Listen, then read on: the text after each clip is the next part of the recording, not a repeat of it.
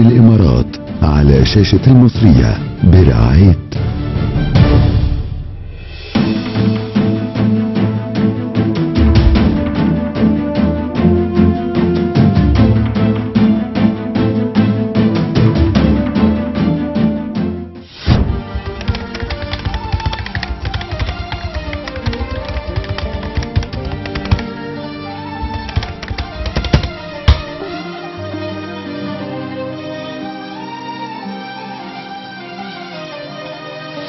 الخيل العربي ثقافة وحضارة تضرب بجذورها في وجدان التراث العربي.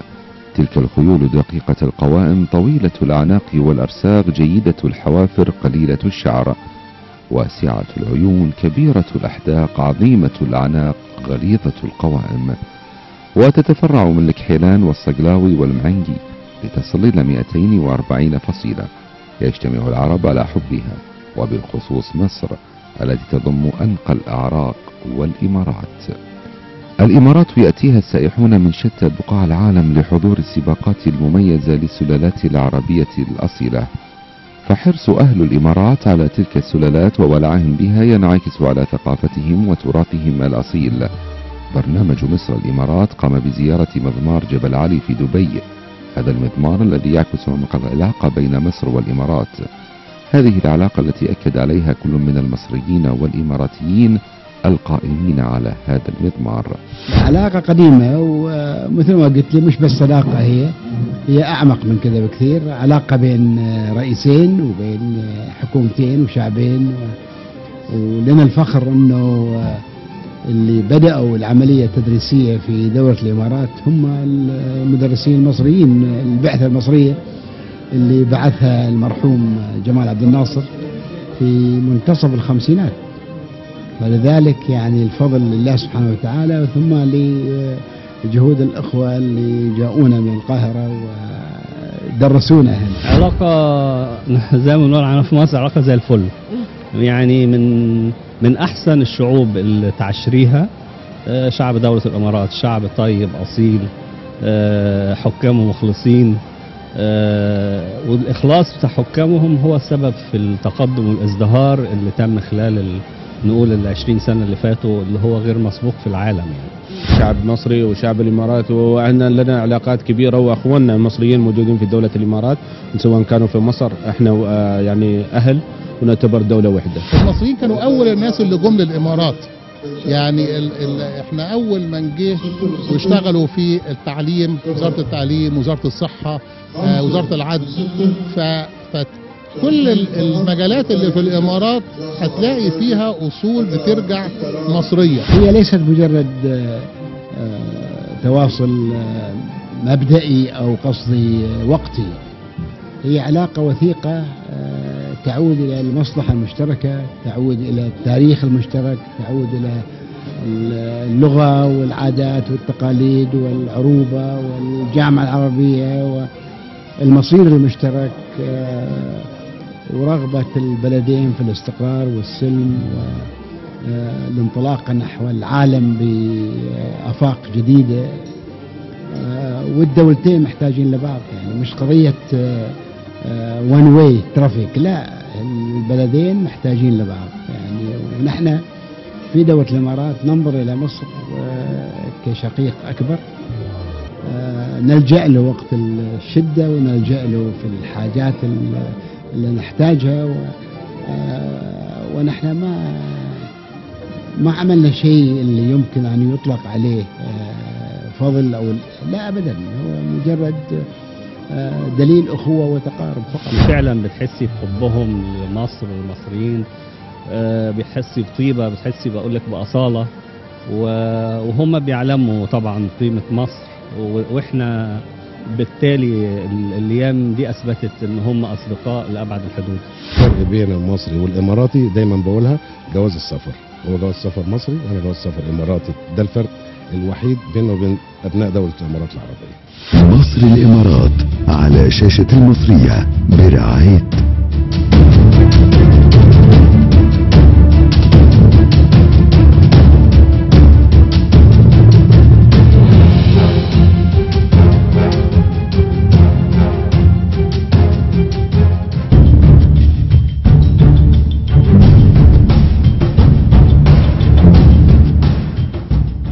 صوت الشعب، بوابة إلكترونية إخبارية شاملة ننقل الخبر من مصدره دون تزييف أو تحريف. نحقق في القضايا التي تشغل بال كل مواطن. نفتح نوافذ الأمل لكل رأي حر وطني شريف. نواجه المسؤولين في مواقعهم لكشف الحقائق. شعارنا المصداقية، وهدفنا أن نكون نبض الشعب. بوابة صوت الشعب لكل الشعب. رئيس مجلس الإدارة المستشار أحمد حسين البراوي. رئيس التحرير محمد فتحي الشريف. ارسم قلبه ضحك على الشبيب، مفتاح باب الدنيا وصدى بالجديد. افرح خلي اسمع مني، جمد قلبك انه مخلوق لعينيك. في مركز مجدي يعقوب للقلب كل جنيه بتتبرع بيه مش بس بينقذ قلب طفل، ده بينقذ حياة عيلة.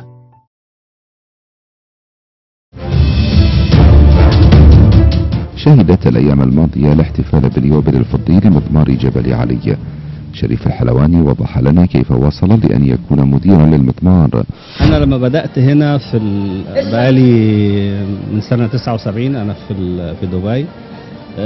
بدأت مع مضمار جبل علي في حوالي 1991. كنت أنا بروجكت مدير المشروع بتاع المضمار.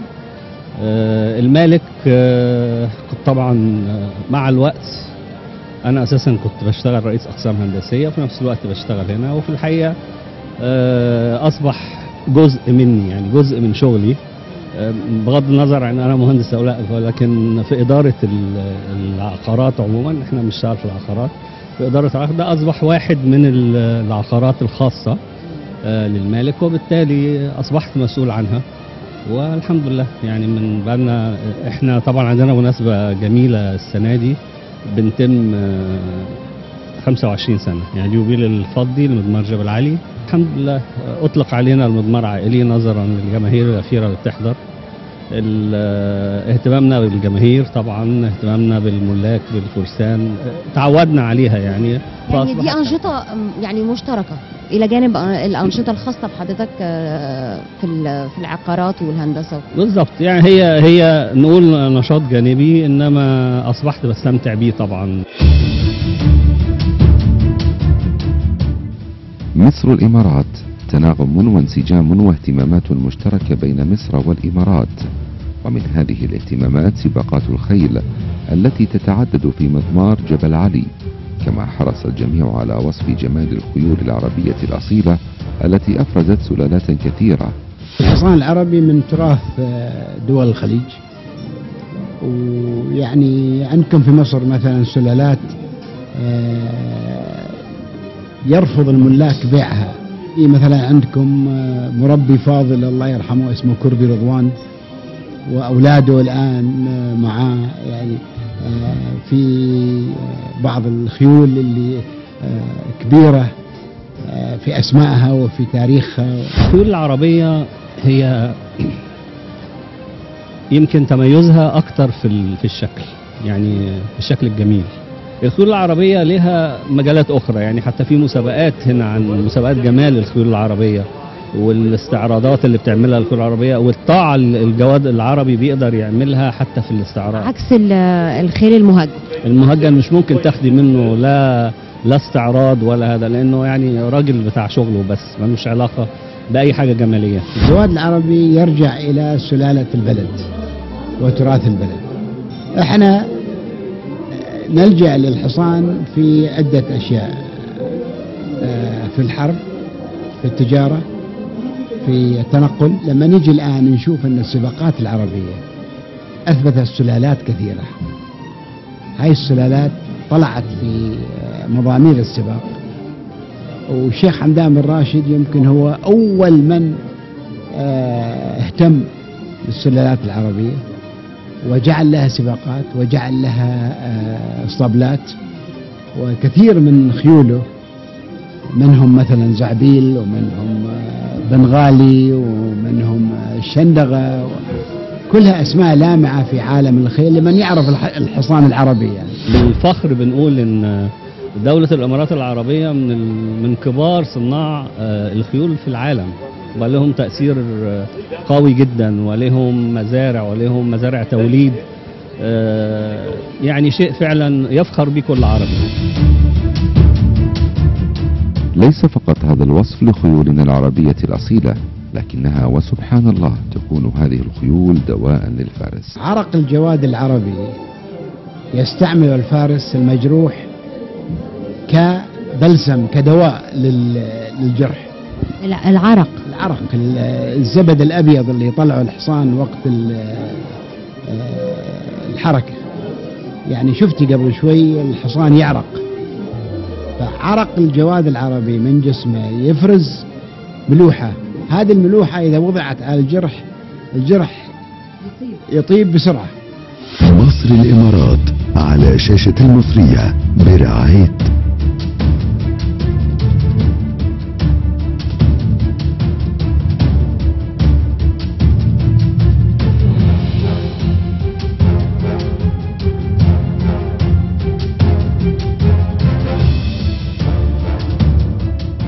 أحلام الصغار كانت حاضرة في المضمار، وهو ما يعكس حب الإماراتيين للخيول وجعل هذا الحب يتوارثه الأجيال.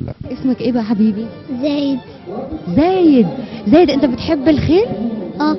قد إيه؟ اكتر كتير. طيب ركبت خيل قبل كده؟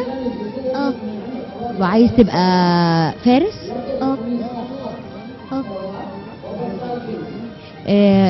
فزت بجوائز قبل كده؟ قولي بقى، احكي لي ايه الجائزة اللي انت فزت بيها؟ انا كسبت في العين، وكسبت في جبل علي. الله، اسمها ايه بقى الجائزة؟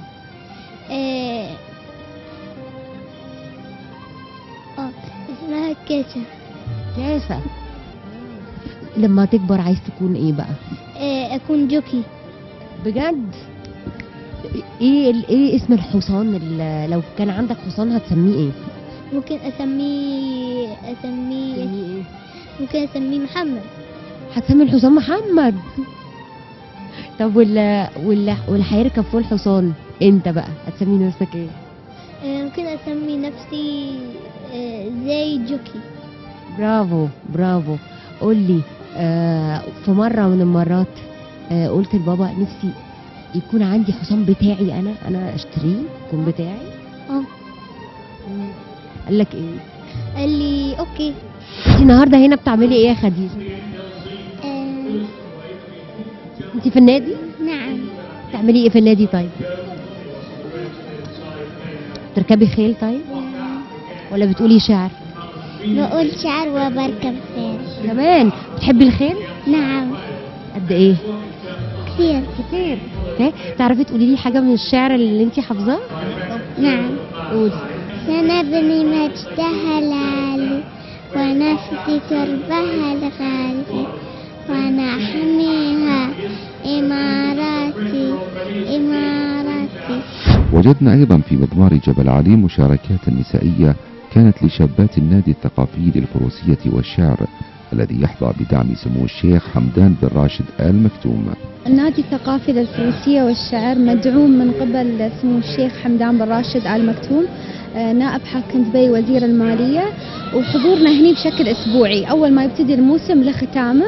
وبعد حابين نشكر سعادة ميرزا الصايغ مدير مكتب سموه على دعمه الدائم على حضورنا. نشوف الخيول اللي تنافس سلالاتها، نتناقش مع المحللين أحيانا يخبرونا كيف هم يشوفون هالخيول، ليش يرشحونها. أنا مثلا فرسة قدرة، عندك هدى بعد فرسة قدرة، في منا في القدرة، في منا في القفز، في منا تحب ترسم، في منا تحب تصور، فعلى حسب هواياتنا في مجال الخيل كيف كل وحدة تنشر هاي الرسالة من خلال موهبتها وشغفها. طبعا من خلال النادي الثقافي للفروسية والشعر في توجيه كان بالنسبة لهواية بنتي كفارسة وأصغر يعني كأصغر عضوة في النادي. توجهت ان كيف يعني ابدا معاها المشوار وتكون بطريقه محترفه وعلميه وتلم بكل المهارات بطريقه صحيحه، والفضل طبعا يعود للانضمام للنادي والمؤسسه والرئيسه عاشا الفقاعي. مصر الإمارات على شاشة المصرية برعاية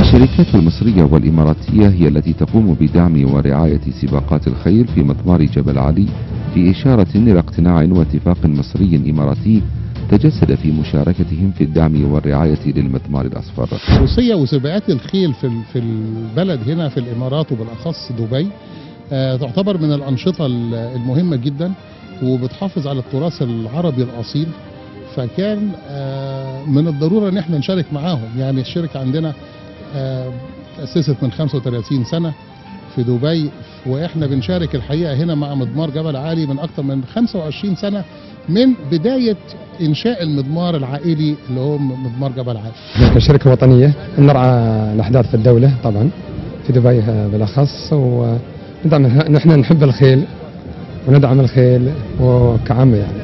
طبعا على راس المغفر له الشيخ زايد سلطان عن حيان الله يرحمه، الداعم الاساسي للخيول العربيه، وسيدي صاحب سمو الشيخ محمد بن راشد الداعم الكبير كذلك لهذه السباقات الخيل في الدوله وخارج الدوله طبعا.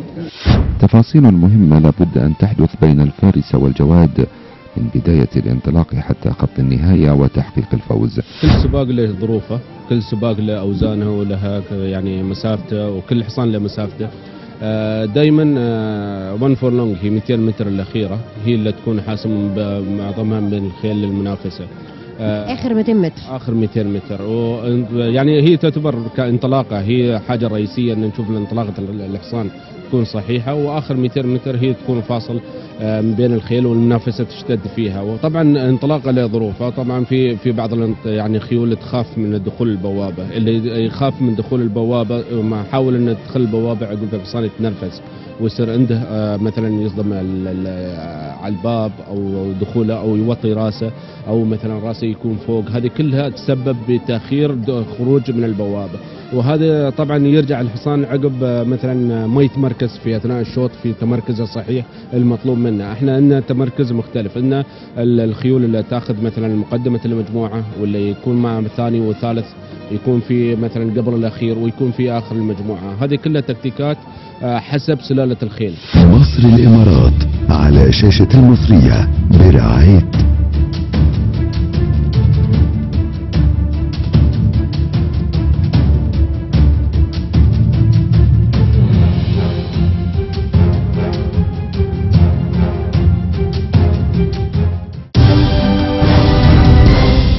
بوابة صوت الشعب لكل الشعب. رئيس مجلس الإدارة المستشار أحمد حسين البراوي، رئيس التحرير محمد فتحي الشريف. ارسم قلبه ضحك على الشبيب، مفتاح باب الدنيا وصدى الجديد، افرح غني اسمع مني، جنة قلبك انه مخلوق لعينيك. في مركز مجدي يعقوب للقلب كل جنيه بتتبرع بيه مش بس بينقذ قلب طفل، ده بينقذ حياة عيلة.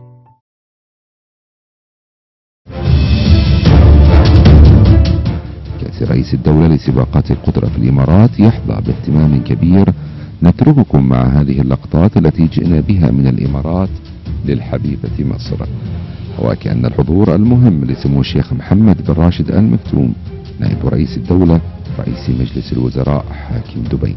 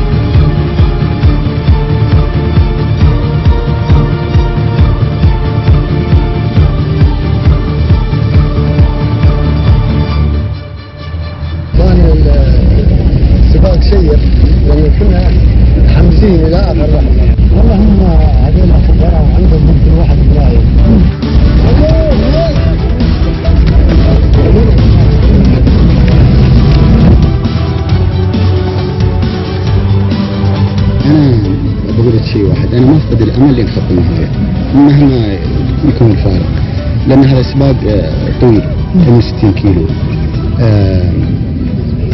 8 minute نرفزت في البدايه واستغلينا الفرصه نحن صراحه هذه.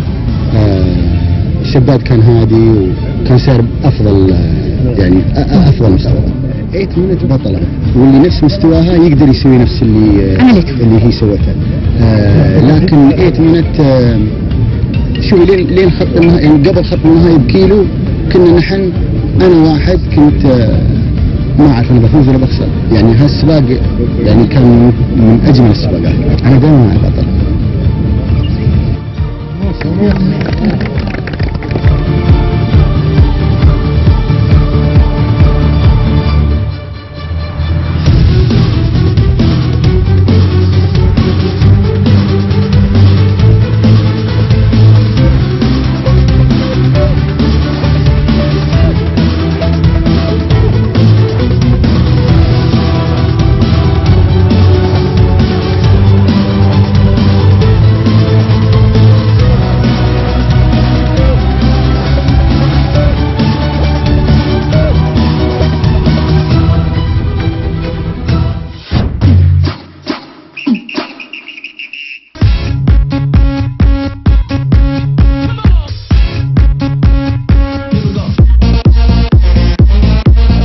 ولا زملكاوي؟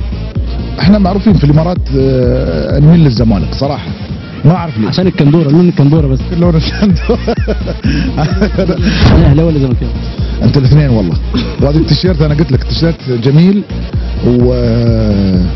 والله يا كابتن التيشيرت هذا عطى انطباع غريب، يعني انا لما شفته كنت نازل بالاسانسير وشفت التيشيرت هذا قلت برافو على الولد هذا، برافو عليه فعلا اهلي وزمالك.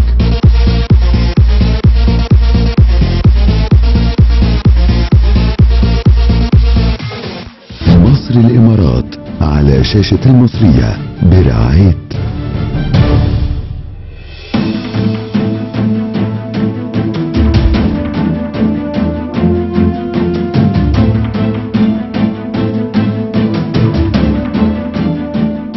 الخيل العربي الأصيل من أقدم وأنبل الخيول في العالم. يمكن كمان بتتميز بالجمال والسرعة والذكاء، وده اللي بيخلي أي واحد مهتم، أي واحد بيحب الخيل فعلا يقدر يميزها من بين آلاف الخيول.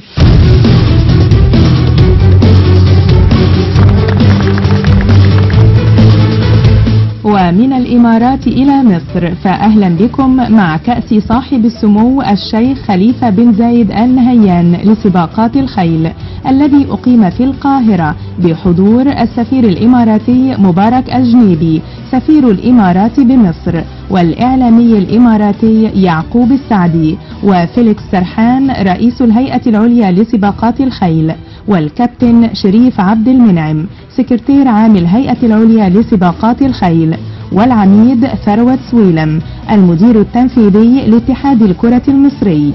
وحضرت بقوة الكلمات المعبرة عن عمق العلاقة بين مصر والإمارات. العلاقة الإماراتية المصرية علاقة مثالية لما تظهر به الدول الشقيقة والدول العربية في كل المجالات، إن كانت مجالات اقتصادية أو اجتماعية أو ثقافية أو رياضية. علاقة الإمارات بمصر علاقة تاريخية، علاقة أزلية، علاقة الشعبين ببعض، علاقة الدولتين ببعض. الواقع ارتباط كبير بين الدولتين من زمان، وعلاقة أتصور في دول كثير تضرب المثل في العلاقة بين الإمارات ومصر. يعني دائما العلاقة بين مصر والإمارات هي نموذج بالنسبة لدول كثيرة. الشعب الإماراتي له حقوق علينا كمصريين إن احنا يعني يبقى في أواصر العلاقة ممتدة. رئيس الإمارات والقيادة السياسية في الإمارات لهم مواقف محمودة بالنسبة للمصريين، وبالتالي كل حاجة فيها احتفاليات تخص الإمارات في مصر بنكون حريصين على ان احنا يعني نظهرها للشعب المصري، ونظهر دور شعب الإمارات وقيادات الإمارات في العلاقة مع المصريين. بنتمنى لهم التوفيق. انا بحس ان هم بلد واحد، وهم اللي قالوا لي كده، وقالوا لي احنا لما بنيجي هنا بنبقى سعداء، ولما بتجوا لنا بنبقى فرحانين بيكم قوي، والعلاقه بيننا وبين بعض عمرها هنقسم فعلا رغيف الخبز مع بعض، هنقسم كلمه كبيره قوي ان حبهم لقاده مصر وللمصريين يبقى بهذا الشكل، ويبقى احنا اقل شيء ان الامارات دي تبقى في قلبنا الحقيقه يعني، اجبرونا على كده. دوله الامارات ودوله مصر غنيين عن التعريف، روابط وطيده، روابط قويه، ودي ظاهره في مجال الرياضه ومجال الفروسيه.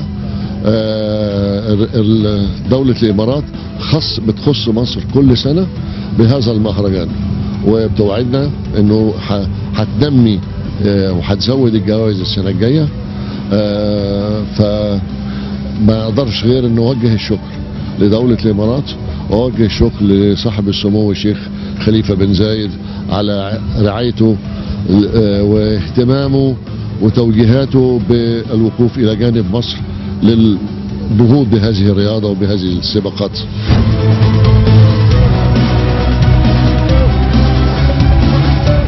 وفي نهاية تغطيتنا لهذا الحدث الذي خرج بصورة ممتازة، تحدث لنا السفير الإماراتي مبارك الجنيدي عن برنامج مصر الإمارات. حقيقة أنا شاكر لكم هذا البرنامج الجميل، يعني مصر والإمارات، وإن دل على شيء بينما يدل حقيقة على العلاقة القوية جدا. أنا أقول الله يوفقكم في هذا البرنامج، وإن شاء الله أنه دائما يظهر العلاقة القوية والمتينة بين الأشقاء الإماراتيين والمصريين. شكرا. مصر الإمارات على شاشة المصرية برعاية